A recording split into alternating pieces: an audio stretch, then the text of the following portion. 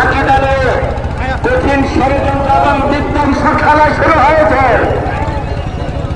সবচেয়ে বেশি ঈমান আকীদার বিষয়গুলোকে সবচেয়ে বেশি শেষ করে দেওয়া হয়েছে শিক্ষাঙ্গনে।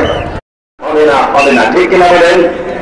পরিশেষে বাংলাদেশ ইমাম কাফেলা থেকে আমরা সরকারের কাছে এতটুকু আবেদন দিতে চাই, এদেশে ইসলাম, মুসলমান, আল্লাহ এবং তার প্রিয় হাবিব সাল্লাল্লাহু আলাইহি ওয়াসাল্লামকে নিয়ে যদি কেউ কটূক্তি করে কিংবা আমাদের স্বাধীন সোনার ভান্ডার একটি ইঞ্চি মাটি নিয়েও যদি কেউ ষড়যন্ত্র করে, রহমাতুল্লাহি ওয়া বারাকাতুহু।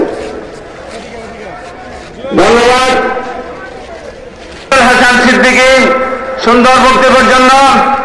এবার বক্তব্য নিয়ে আছেন বাংলাদেশ ইসলামী ছাত্র কাফেলার কেন্দ্রীয় সভাপতি হযরত মাওলানা সাইদুল ইসলাম আল আমিন। হযরত মাওলানা সাইদুল ইসলাম আল আমিন। আসসালামু আলাইকুম ওয়া রাহমাতুল্লাহি ওয়া বারাকাতুহু। আলহামদুলিল্লাহি রাব্বিল আলামিন ওয়া আকিবাতু লিল মুত্তাকিন والصلاة والسلام على سيد الأنبياء والمرسلين وعلى آله وصحبه أجمعين।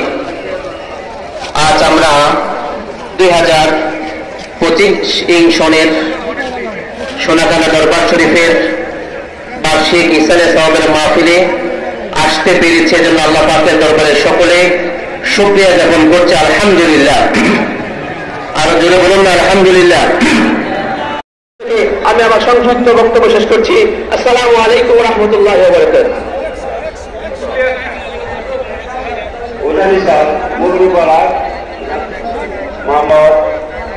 একজনে 3000 টাকা দিয়েছেন। আমরা বলি মাশাআল্লাহ। আল্লাহ আল্লাহ আল্লাহ আল্লাহ আল্লাহ আল্লাহ আল্লাহ আল্লাহ আল্লাহ আল্লাহ আল্লাহ আল্লাহ আল্লাহ আল্লাহ আল্লাহ আল্লাহ আল্লাহ